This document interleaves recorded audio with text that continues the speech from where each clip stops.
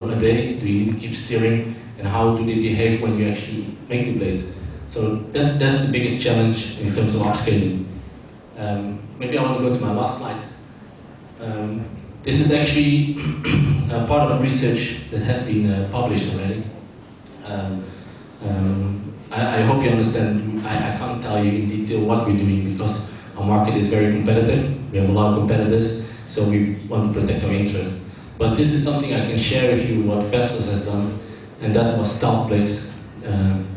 It sounds quite interesting. It is actually very interesting.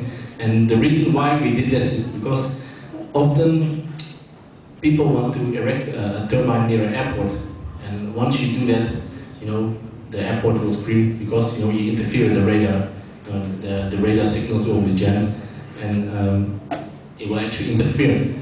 So what we did is same like what they did for the military. We developed a stealth material. So actually you absorb the radio waves, not to be invisible for our competitors, but you want to be invisible to the radar, so the aircraft still can come into the airport. I can't reveal too much what we did, but I think if you know what stealth doing for airplane, you can more or less guess what we have done. So we included radar-absorbing materials in the blades, in the tower. So we have significantly reduced the radar cross-section area of our turbine. And this is a project that is still going on. I think they're installing a few wind turbines in the UK now, and it looks very interesting. And the good thing is that if it is successful, it opens up a big market. I think it's a few gigawatts of turbines that suddenly you can install. Maybe if there's a lot of wind from the airport, instead of the golf course, I can put a few wind turbines there. So you can think along the way. Of course, it's all about business. Once you can install more turbines, people are happy. Okay, that's about my presentation. I hope I can have you some insights to how you as a material research engineer can contribute to industries. I hope it was useful, and I wish you all the best in your studies. I hope you can graduate this year, and that's it. I think you have some questions.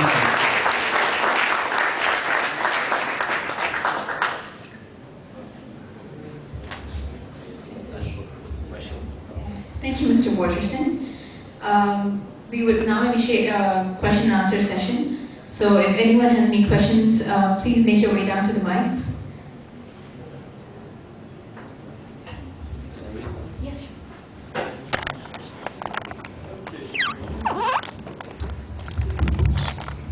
Hi, Rohit. Yes, I'm Eugene from LSE, and I'm very curious, why do wind turbines need EMI shielding? It's because we have a lot of electrical components inside. You can imagine there's a lot of power lines inside. You generate electricity. Of course, I haven't shown it, but industries are moving towards structural health monitoring. So you put in a lot of sensors, a lot of other electronics. You want to measure things. Vestas is capable of monitoring turbines 24 hours online. So we have a lot of electronics inside, and you want to shield those electronics for lighting, for example. Once lighting hits and it comes down your blade, you want to make sure that your electrical systems are not affected. So that's why we spend a lot of research on that as well. And we also have capabilities to actually test it. So you can go to the UK, where we can make a tip of the blade and actually do a lighting test. Are there any more questions? Please make your way down to the mic.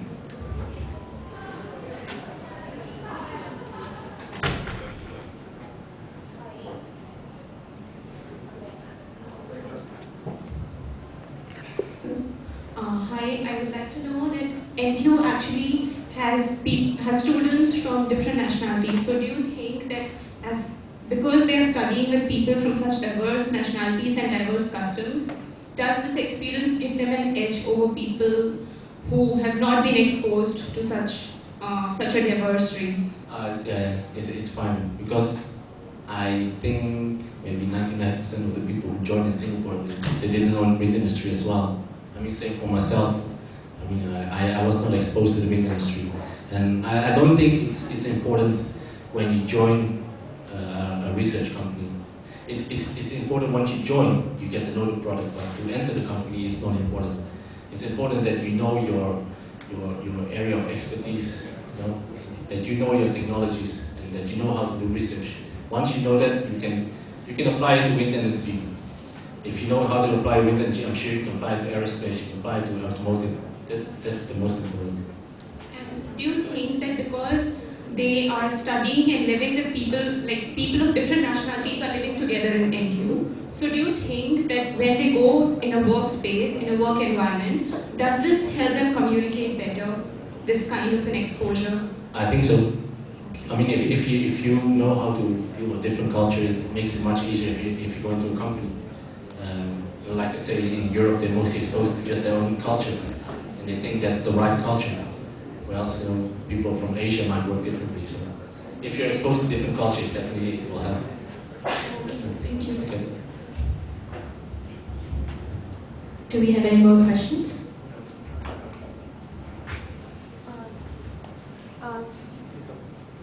Okay, good afternoon, sir. My name is Zhang Yuan from Material Science Year 1. Firstly, thank you for sharing. And my question is, based on my understanding of your presentation, what material people can contribute to this company is to optimize the performance of the materials for construction. So that is basically research-based.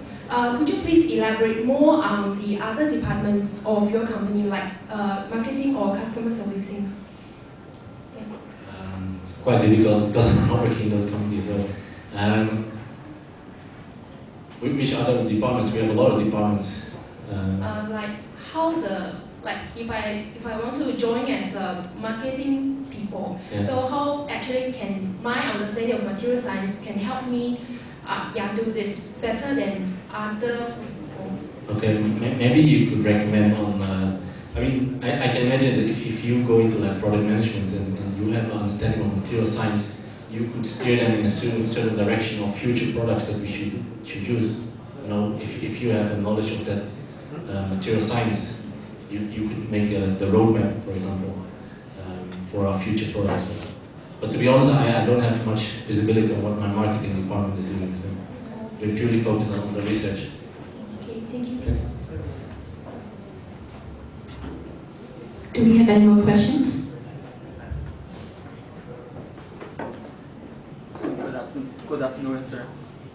Good afternoon, sir. My name is Diane from Year 1 MSc. My question is more practical. That is, what can I do if I graduate from MSc and I'm old enough to be hired by your company in Singapore?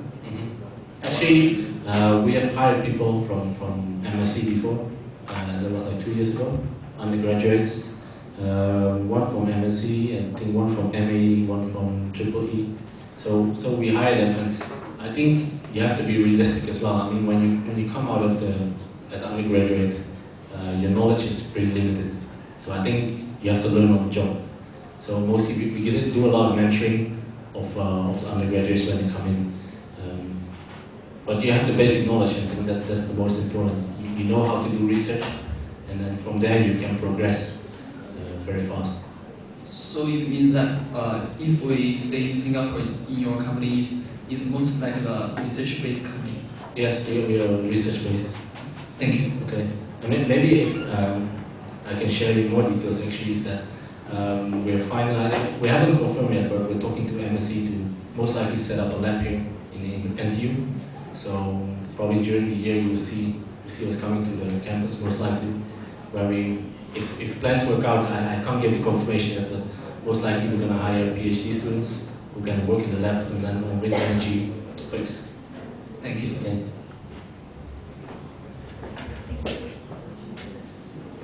Thank you. We have time for 2 more questions, so please make your way down to the line. Yes, sir.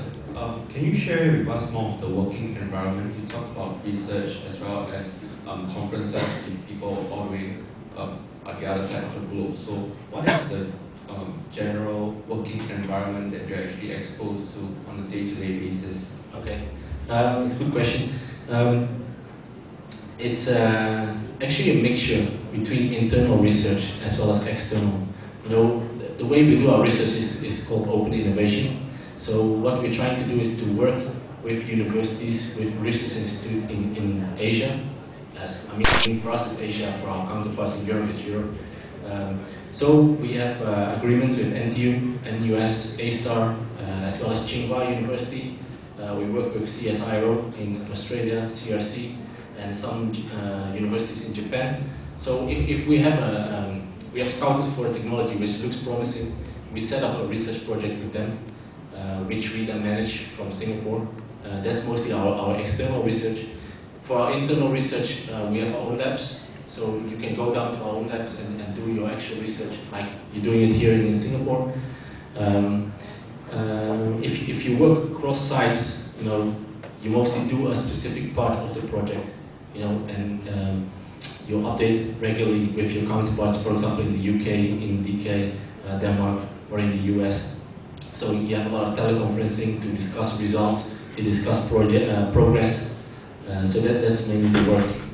So it's a mixture between desk-bound and hands-on experience in the labs. Of course, depending on the level that you go, the higher you go, the less you appear in the labs, and you do more of road mapping and planning for other projects, scoping. Okay. One more question. One last question.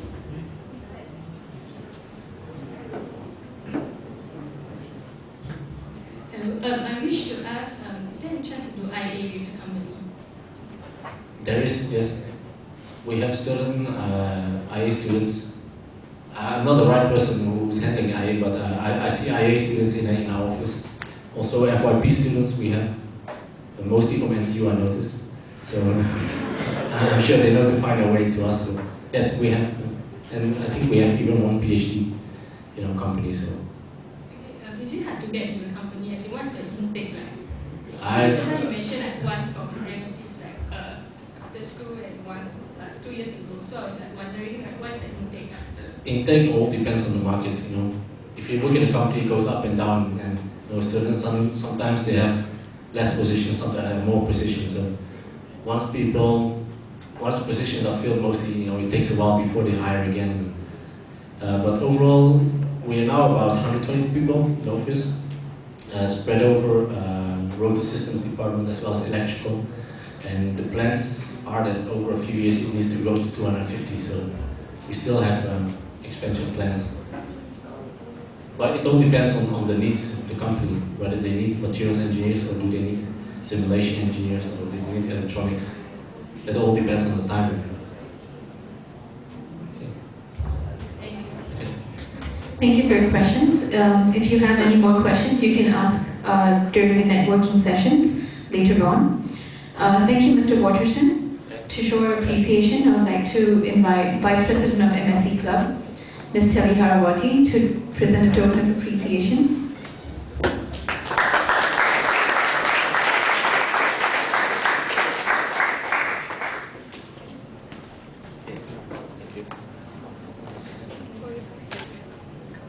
Okay, thank you. Thank you.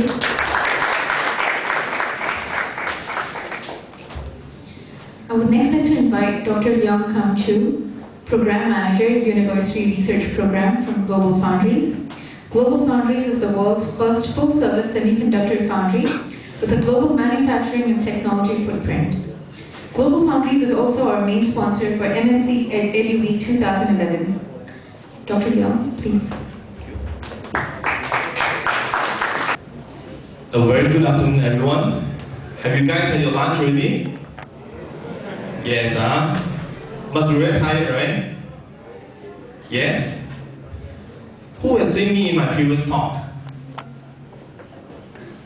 Wow, I feel so sad, Okay, today I'll try to minimize the talking.